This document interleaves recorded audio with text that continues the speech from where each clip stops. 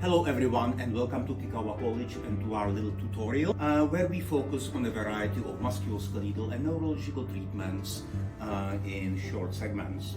Today we are going to focus on the intermittent stretching or intermittent nerve flossing of the median nerve, focusing on common conditions such as carpal tunnel syndrome.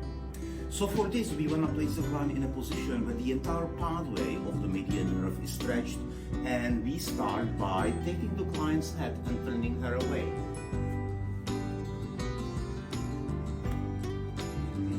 So by contralaterally flexing the cervical spine, I place a bit of a tension of the brachial plexus.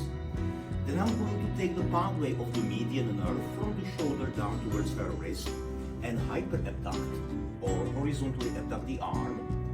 Take the hand and apply a little bit of depression to the shoulder. Okay. Once the client feels neurological tension in her upper extremity, which we get from communication, I'm going to add to the intermittent stretch by flexing and extending the wrist.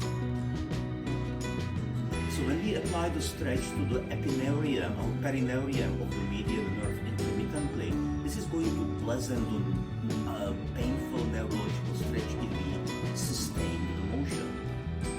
So this is a form of intermittent stretching for the connective tissue of the median nerve and the position.